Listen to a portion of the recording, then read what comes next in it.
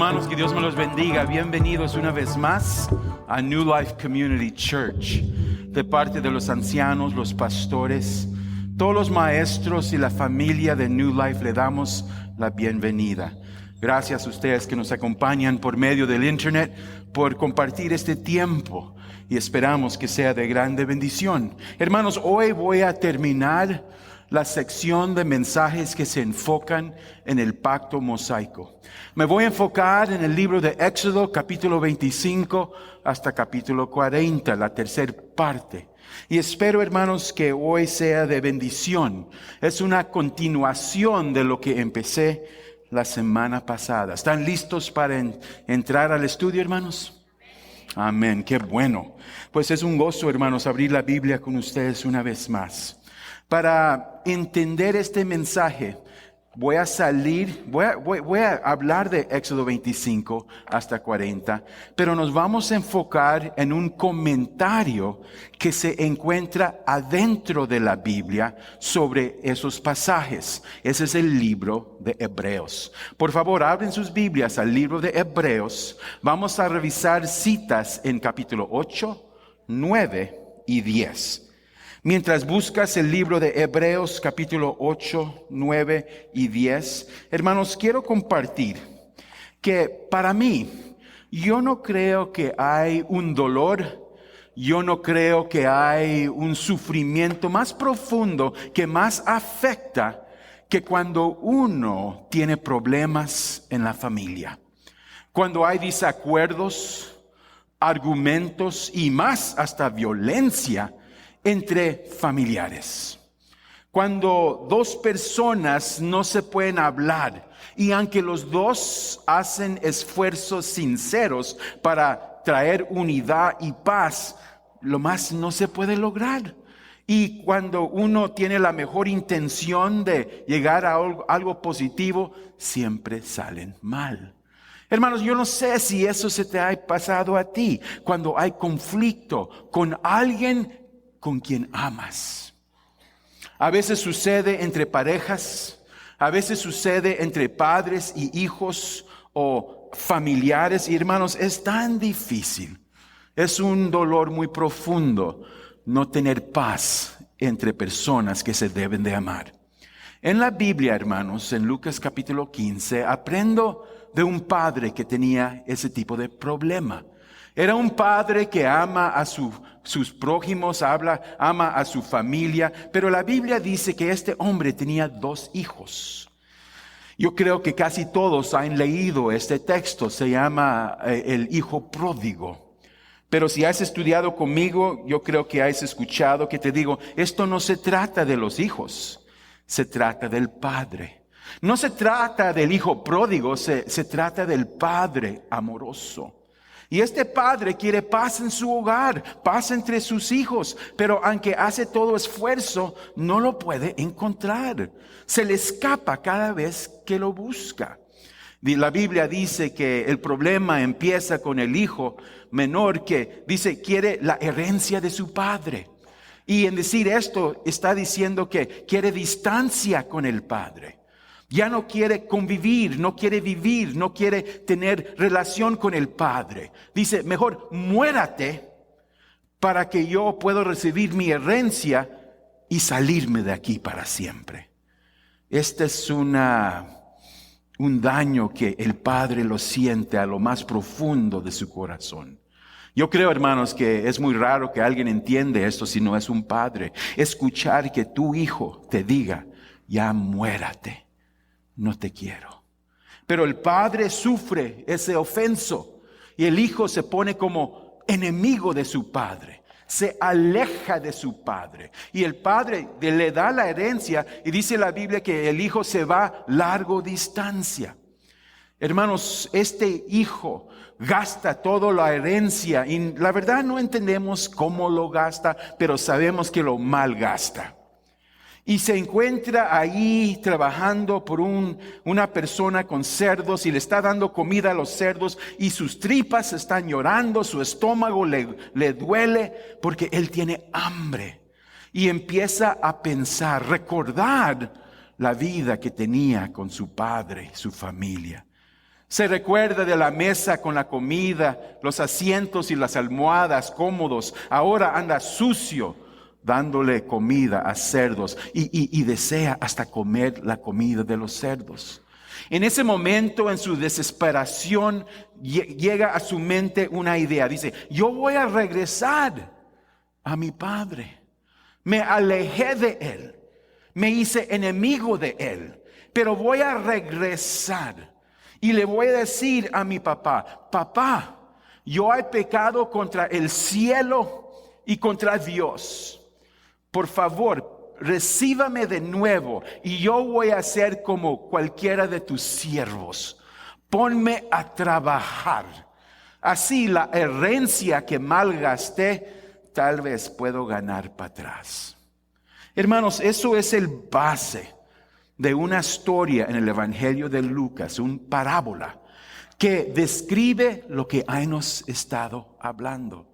Tenemos un Padre Celestial con un grande corazón. Dice que ha amado a su creación desde eternidad, con un amor eterno. Pero sus hijos, Adán y Eva, son rebeldes, quieren todo lo que el mundo tiene, pero no quieren al Padre. Y por el pecado se alejan de Él. Son enemigos de Dios. Y ahí cambia algo en la naturaleza de la humanidad. Somos pobres, pecadores, perdidos, que nos hemos alejado de Dios. Estamos separados de nuestro hogar. Estamos separados de su amor, separados de su provisión. Y andamos como hombres muertos. Hermanos, eso es la situación que todavía nos enfrenta. Y aquí en el libro de Hebreos vamos a ver la solución de ese padre. La solución como el padre, amando a hijos que no lo quieren, que lo ofenden cada día, que se han alejado, están separados. ¿Cuál es el plan del padre para reconectar con ellos?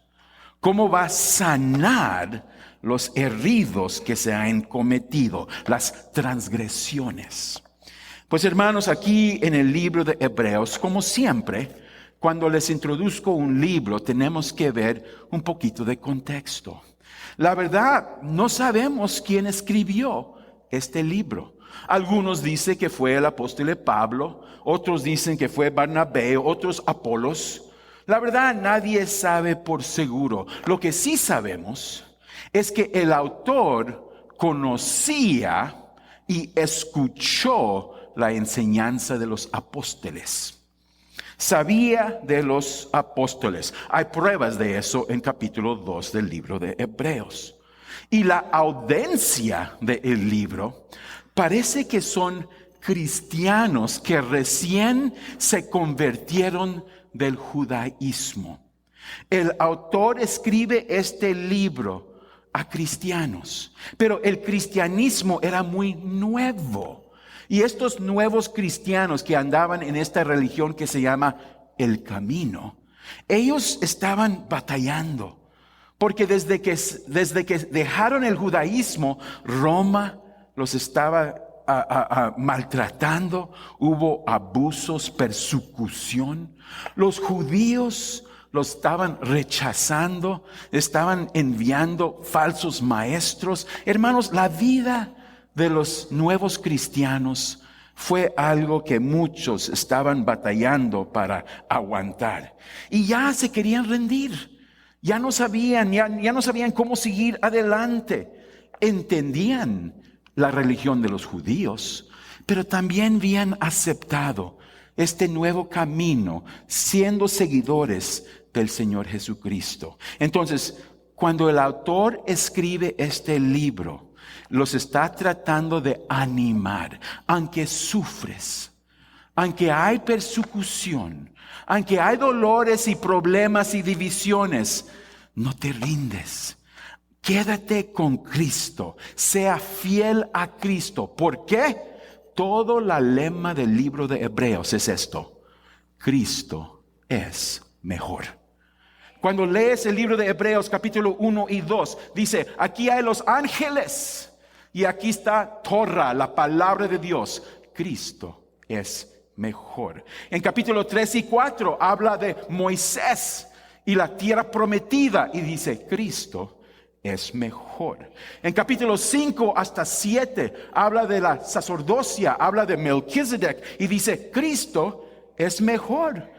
En capítulo 8 hasta 10 habla de sacrificios y de pactos y el autor dice, Cristo es mejor. No hay nada en este mundo que es mejor que Cristo. Y porque Él es mejor, sígale en el camino.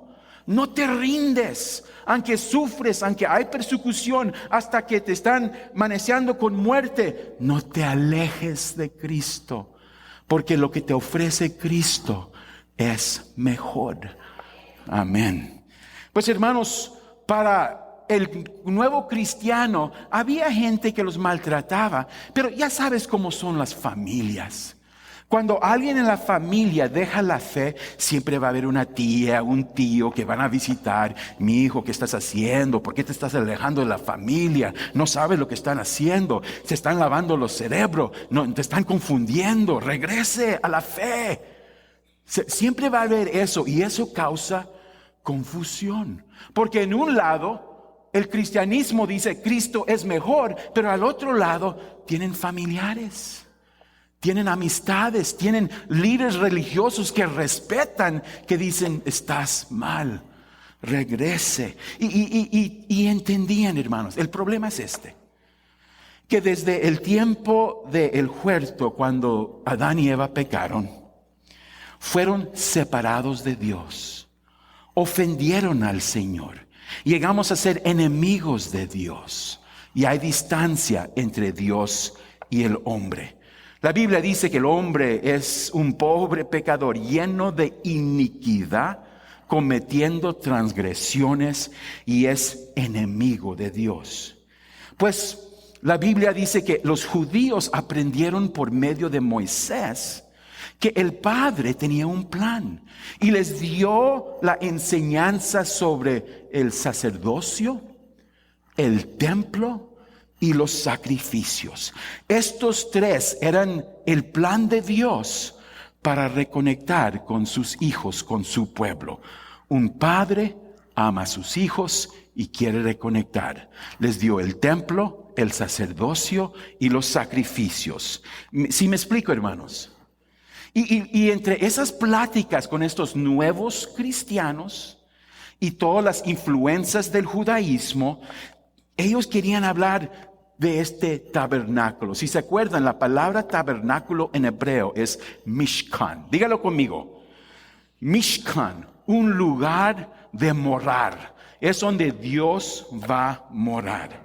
Y la primera cosa que los judíos le dicen a los cristianos es, mira, tú sabes que nos echaron fuera de Edén, que estamos separados de Dios, sin el templo, sin el sacerdocio, sin los sacrificios, jamás vas a reconectarte con Dios. Ahora como cristiano andas en la oscuridad, lejos de la ley de Dios. Regresa. Y el autor de Hebreos da una respuesta tremendo. Porque la acusación es, no tienes sacerdote, no tienes templo y no tienes sacrificios. Mira el libro de Hebreos, hermanos, capítulo 8, versículo 1. El argumento es directo. Hebreos capítulo 8, versículo 1. Dice esto.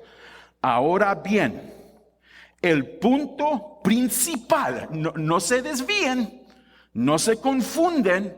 El punto principal de lo que venimos diciendo es que tenemos tal sumo sacerdote. Ustedes judíos dicen que nosotros cristianos no tenemos templo, sacerdote o sacrificio, pero nosotros te decimos a ti, si tenemos un sacerdote, si tenemos un templo, si tenemos sacrificio. Dice, ahora bien, el punto principal de lo que venimos diciendo es que tenemos tal sumo sacerdote. Y ¿sabes qué? Nuestro sacerdote es mejor. Es mejor que todos tus sacerdotes. ¿Y cómo? ¿Por qué digo esto? Dice, es que tenemos tal sumo sacerdote, el cual se sentó a la diestra del trono de la majestad en los cielos. Versículo 2, ministro del santuario y de aquel verdadero tabernáculo que levantó el Señor y no el hombre. Porque todo sumo sacerdote está constituido para presentar ofrendas y sacrificios, por lo cual es necesario que también éste tenga algo que ofrecer. Así que si estuviese sobre la tierra, ni siquiera sería sacerdote, habiendo aún sacerdotes que presentan las ofrendas según la ley. Hermanos, voy a parar aquí por un momento.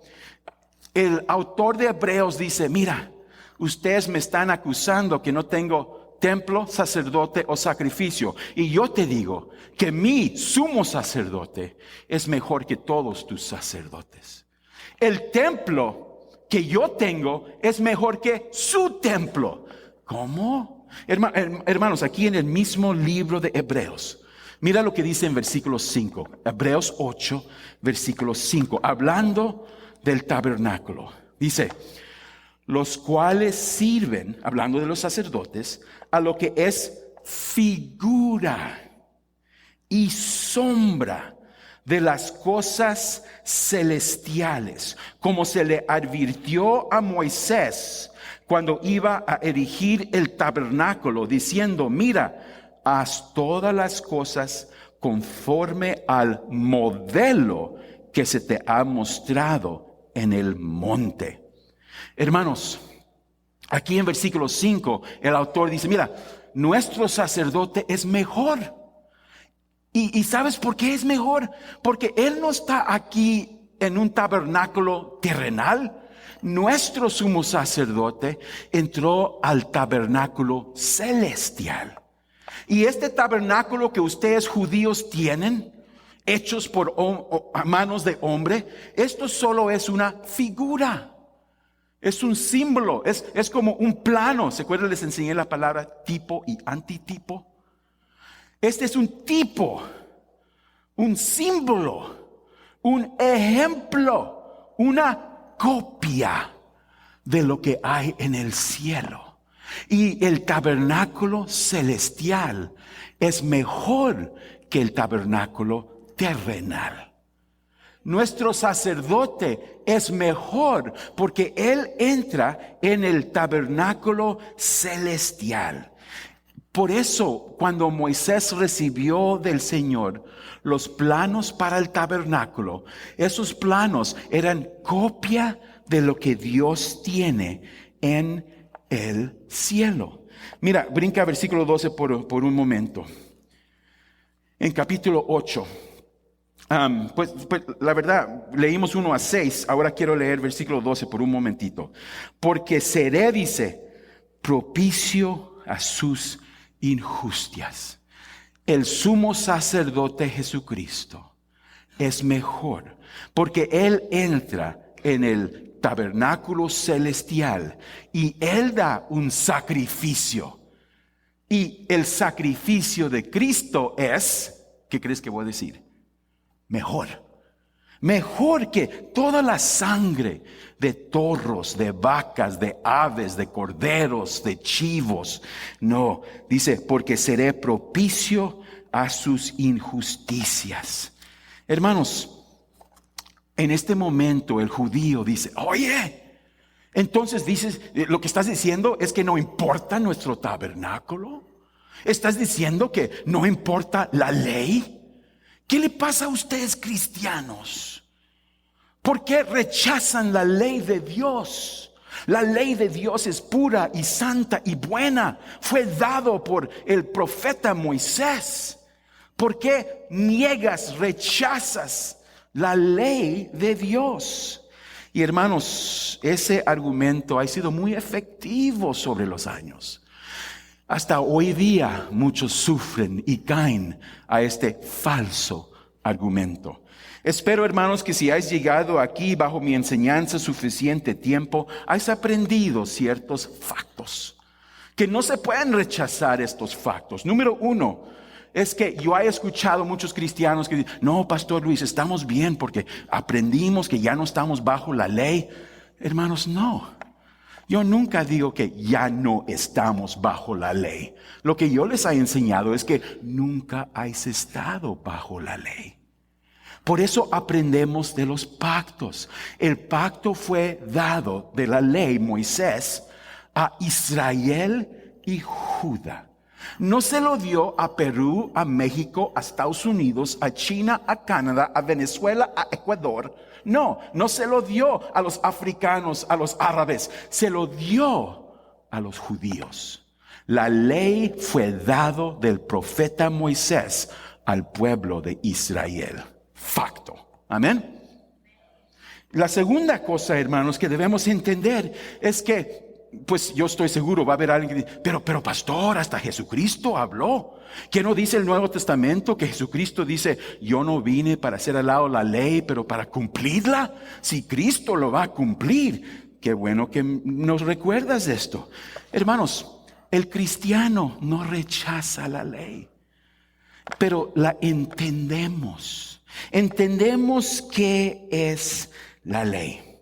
Porque aunque no estamos bajo la ley es, ¿se acuerdan? Espejo, tutor, guía.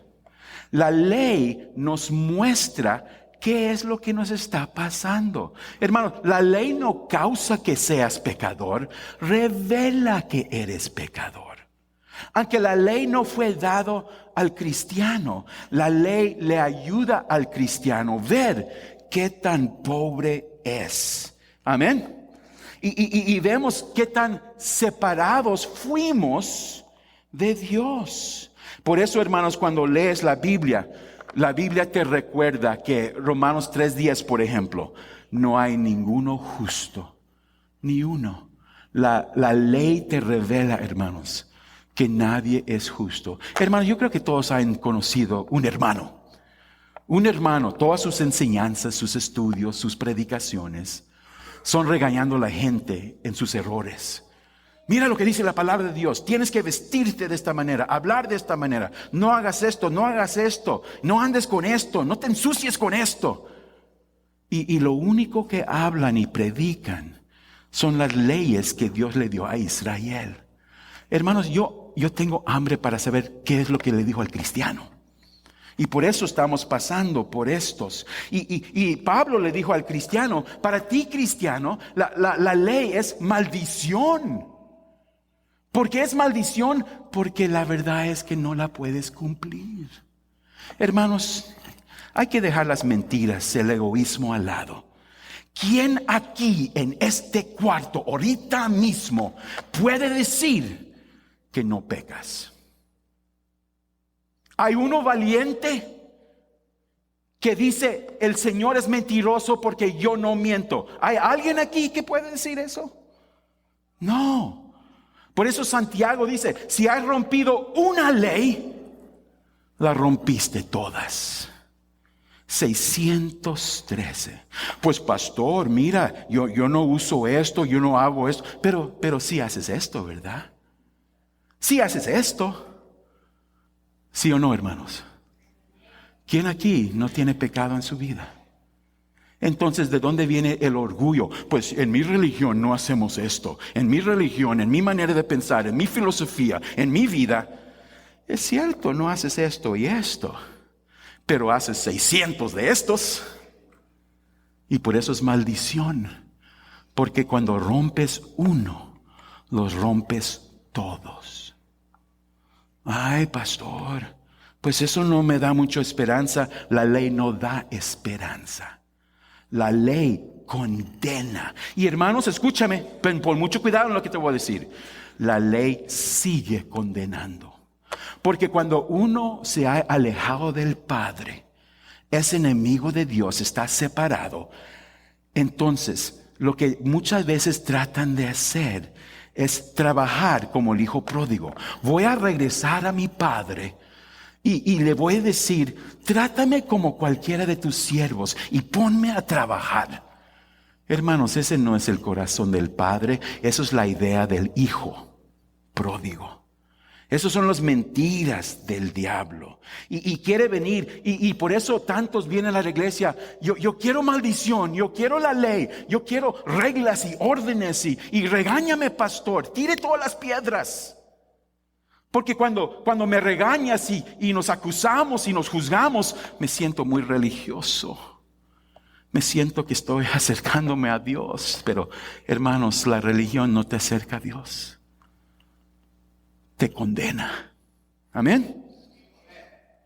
Hermanos, seguimos leyendo aquí en estas escrituras. Y vamos a regresar al tabernáculo ahorita. Regresa al libro de Hebreos, pero quiero que brinques ahora a Hebreos capítulo 9. Vamos a ver versículo 1 a 5. Can we put that first slide on? Vamos a ir al tabernáculo. Al principio, let's go to the next one. It's the wrong one. Cuando uno mira el tabernáculo en la distancia, lo mira como una tienda. Es separado en tres partes. You can take it off of there. Es separado en tres partes. La parte exterior y luego adentro el cerco, una tienda que está dividido en dos partes. Entonces, el tabernáculo tiene tres partes. Cuando el judío recibió los planos de Dios por el tabernáculo, esa es la manera que lo entendía. Las sábanas que son el cerco y los postes son de bronce, eso habla de la santidad y pureza de Dios. Entonces yo entro por la puerta y miro un altar de bronce. Aquí tengo que dar sacrificio, porque por sangre, es sangre el precio de perdón. Entonces traigo una vaca, traigo un chivo, traigo aves, traigo un sacrificio para que igual como Adán y Eva mataron un animal para vestirse con su piel, yo traigo un sacrificio para que Dios no esté enojado conmigo. Y después que di mi sacrificio, entonces voy al lavadero de bronce y me lavo las manos, me lavo las pies porque soy tan sucio. Y así puedo entrar a la primera parte de la tienda, el segundo nivel. Y ahí entro y miro el pan, la mesa del pan, y ahí puedo comer del pan. Y me recuerdo de la maná que cayó del cielo. Y miro el candelario, la lámpara de oro, y me acuerdo que es Dios que nos da iluminación. Y me acuerdo que ese candelario es símbolo del árbol de vida que encontrábamos o que dejamos en Edén. Y luego sigo adelante a un altar de oro donde ponen incienso. Y aquí le pongo los carbones para que el humo llegue al Padre y le doy oración. Oración, oración, para que Dios no esté enojado conmigo. Y hasta ahí, porque luego miro, enfrente de mí hay una cortina. Y esta cortina está, hermanos, muy grueso. Levante tu mano así. Mira la medida de tu mano, eso es tan grueso que era. Imagínate, tan grueso así. Era de 15 por 15 pies. Era una cortina que siempre estaba cerrado. Y el único que podía pasar de atrás de esa cortina era el sumo sacerdote. El sumo sacerdote, hermanos, un día al año, el día de propiciación, se levantaba en la mañana, se bañaba otra vez, se bautizaba, se bañaba, se bautizaba, lavaba las manos, se lava los pies, se lava la cabeza, se baña otra vez. Hermanos, no quería que ningún parte de su cuerpo tenga contaminación. La ropa, varios sacerdotes prepararon la ropa, que no haya ningún hilo que está fuera de orden. Lo vistieron, está limpio, lo visten. Le ponen campanas en los pies, un mecate alrededor de su pierna.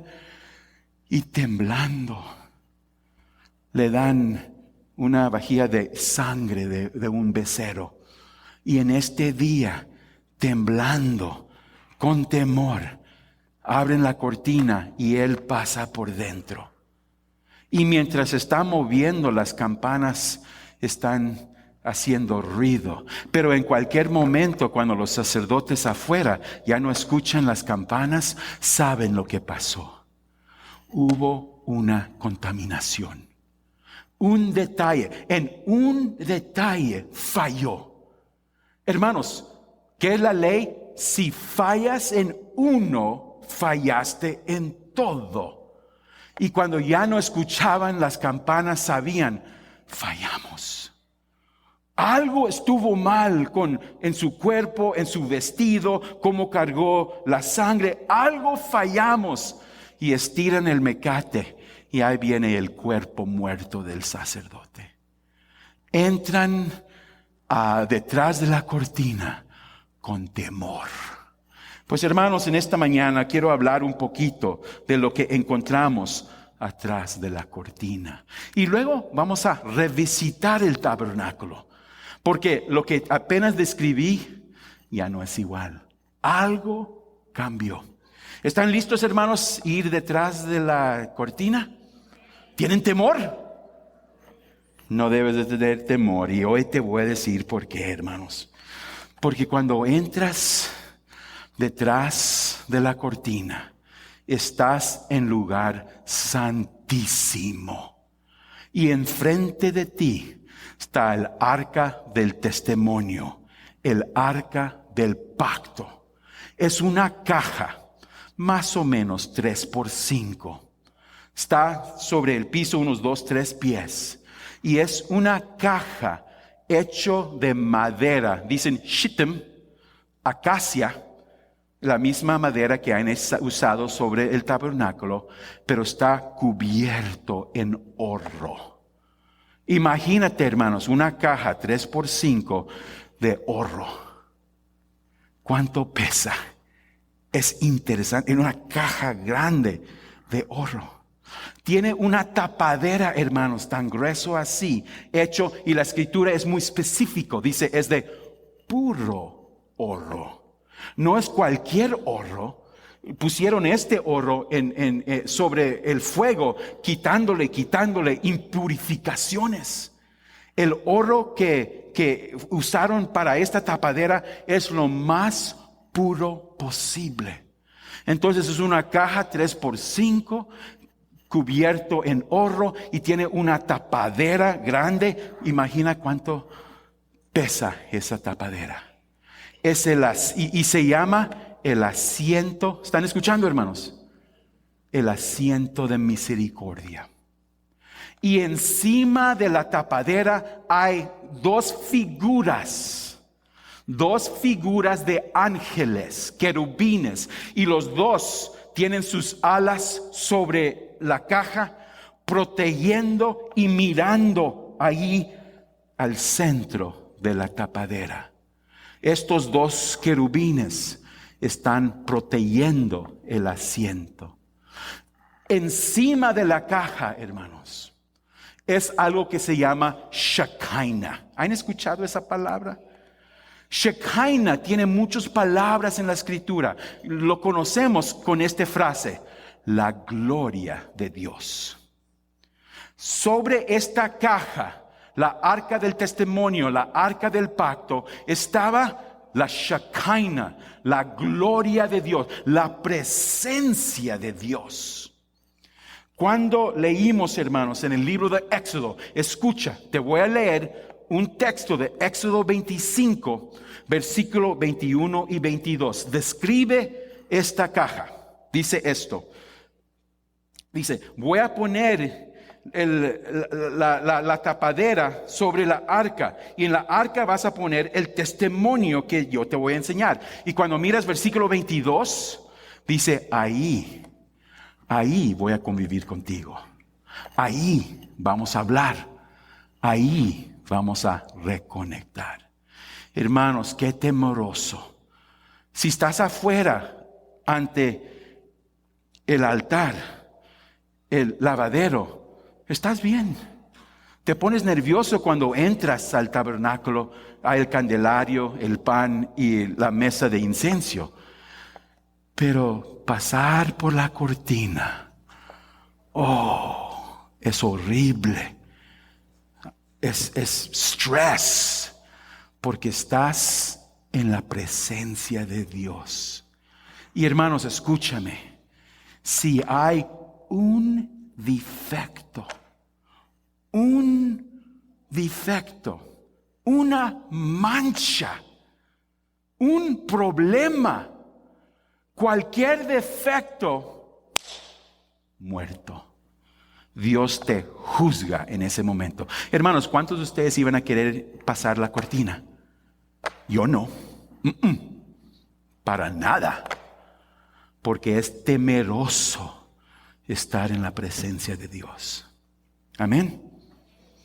Pues hermanos, ¿por qué es tan peligroso? Porque acuérdese, uno de los nombres de la caja es el arco del testimonio. Testimonio, ¿se acuerda de lo que significa la palabra testimonio? Ya lo aprendimos. Testimonio, promesa, pacto. Dentro la caja hay evidencia de los pactos. Y si abres la caja, vas a encontrar 3 cosas.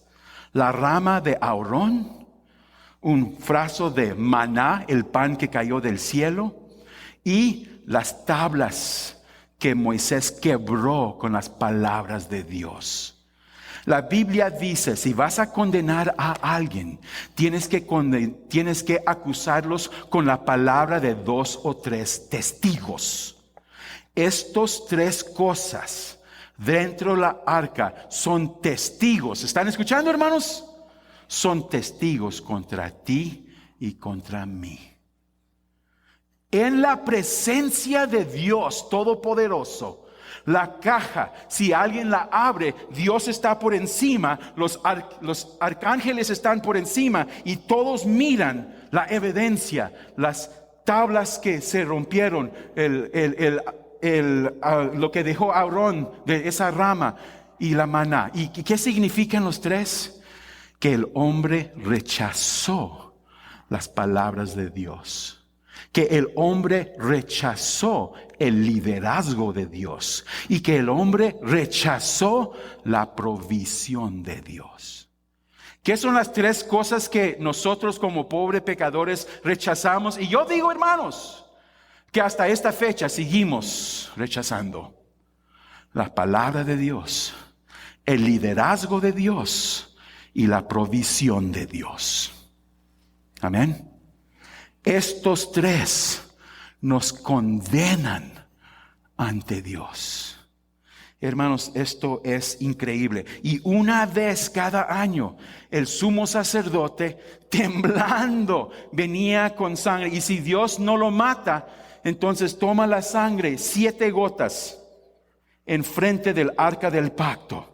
7, el número perfecto completo. Y 1 gota encima de la tapadera, el asiento de misericordia. 1.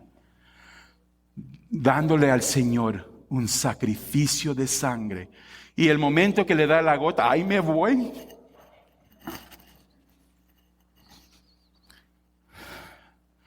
No quiere estar ahí más de lo que necesita, ¿verdad?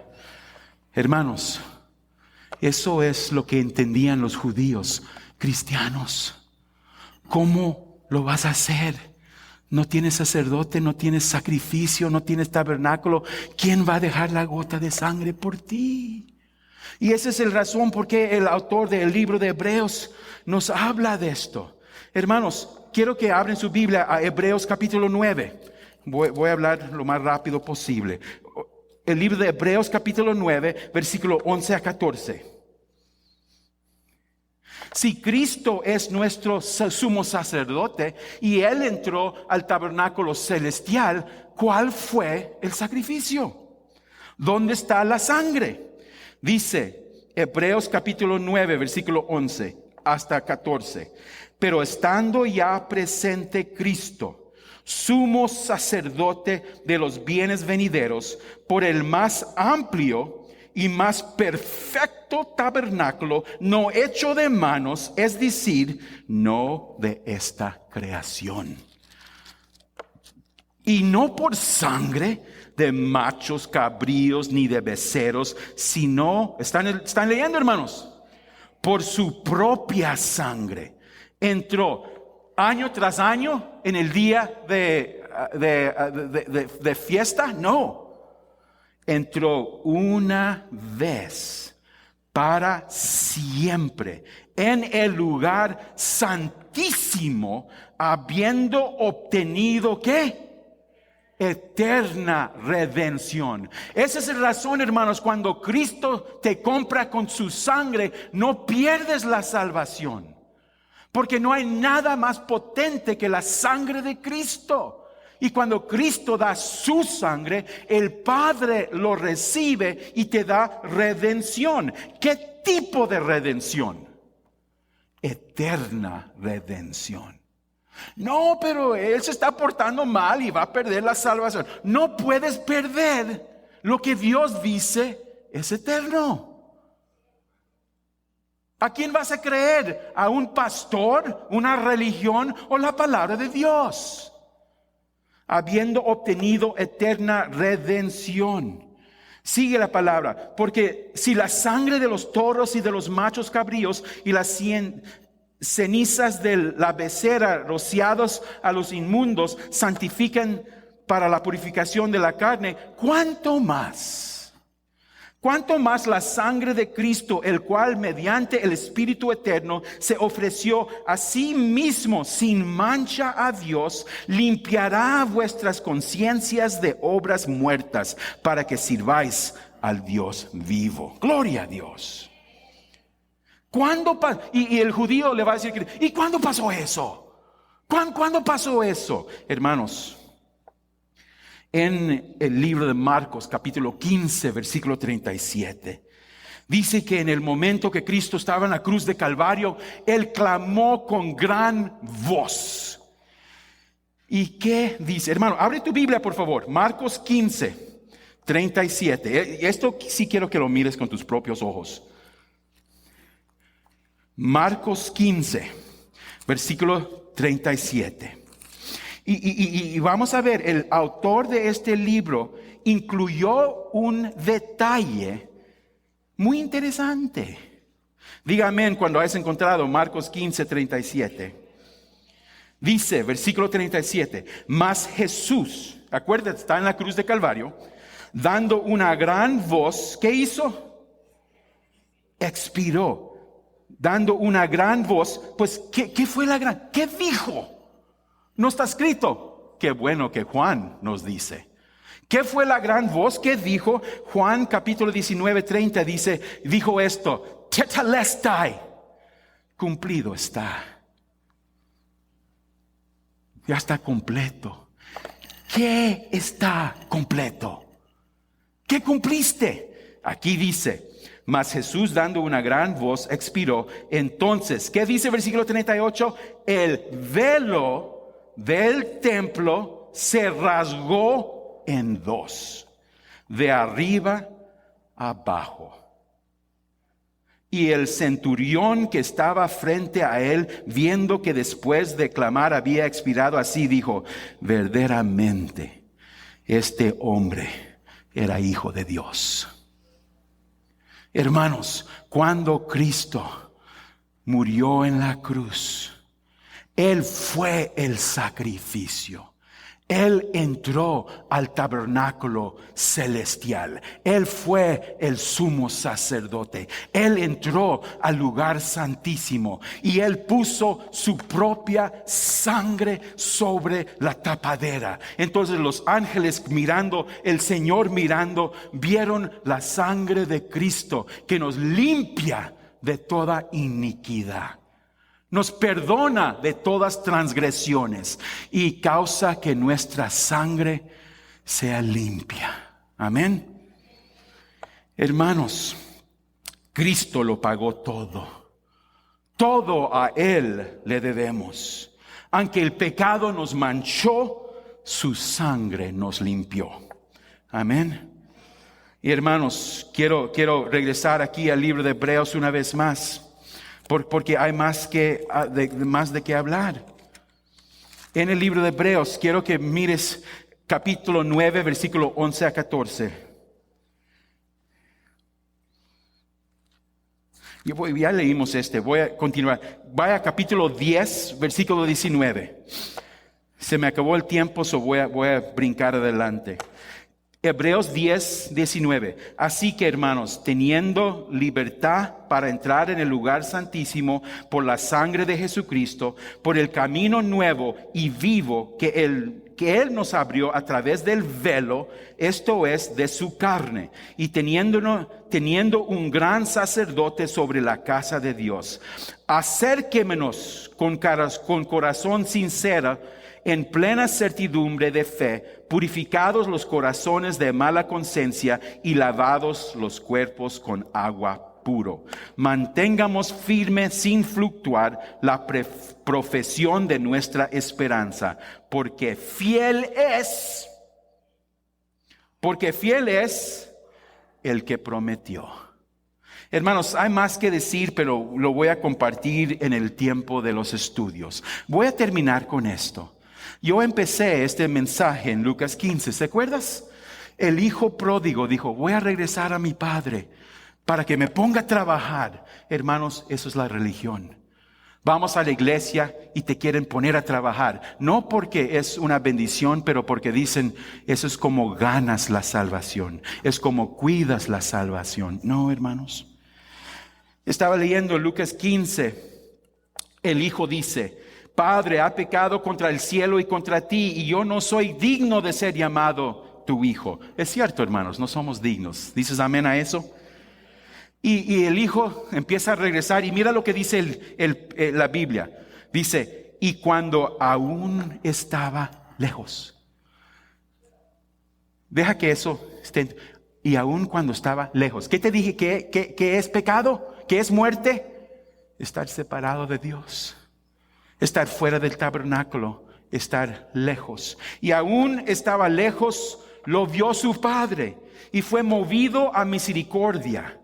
¿Fue movido a qué? Misericordia. Y antes que el hijo puede hablar, dar sus excusas, sus planes, sus tranzas, el padre lo abraza porque fue movido por su misericordia.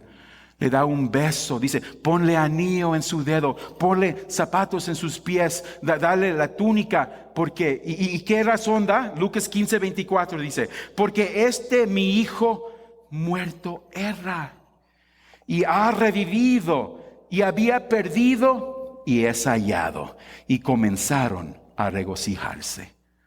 Hermanos, tenemos mucha razón por qué regocijarnos hoy en la iglesia. Porque para nosotros, y ya termino con esto, el tabernáculo todavía existe. ¿Sabes dónde está, hermanos? Todavía hay uno en el cielo, pero hay otro aquí en la tierra. ¿Sabes dónde está? ¿Sabes? ¿Se acuerdan lo que te dije? Tú eres hecho de 3 partes: el cuerpo, el alma y el espíritu. Y cuando vienes al tabernáculo, al altar, recibes en la cruz de Calvario el sacrificio de Cristo. Y de ahí vas al lavadero y estás bautizado por su palabra y bautizado en su espíritu.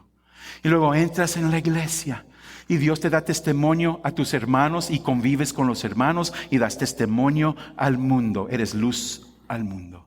Y lo acercas y le compartes oraciones y Cristo es el mediador. Cristo es el sacrificio, Cristo es la palabra, Cristo es el bautismo, Cristo es el pan, Cristo es la luz, Cristo es el mediador y es Cristo que rompe la cortina para que usted y yo podemos entrar, no temblando con nervios y miedo, pero Hebreos dice con confianza.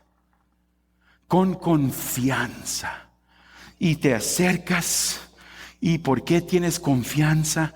Porque, hermanos, no se trata de lo que tú has hecho. Se trata de lo que Él ha hecho. Y tu Padre va a reconectar. Te abraza, te pone el anillo, te besa, te pone las chanclas, te pone el túnica y se regocija. Porque Él quiere ser tu Dios y que usted sea su pueblo. Amén. Vamos a orar, hermanos. Gracias por estar en la sesión de la transmisión del servicio dominical de New Life Community Church. Esperamos que haya disfrutado el sermón y que le haya ayudado a comprender al Dios al que servimos, cómo interactuar amorosamente con las personas que lo rodean y tal vez le haya dado una mejor comprensión de sí mismo. Si desea saber más sobre New Life, visite newlifescottsdale.org. Encontrará más información sobre nuestra iglesia, actividades, eventos y sermones anteriores. También puede donar al ministerio de New Life haciendo clic en el botón que dice Donation o Donación en la esquina superior derecha. Una vez más, le agradecemos su apoyo. Recuerda hacer clic en el botón Me gusta y suscribirse. Que Dios te bendiga a ti, a su familia y a su semana.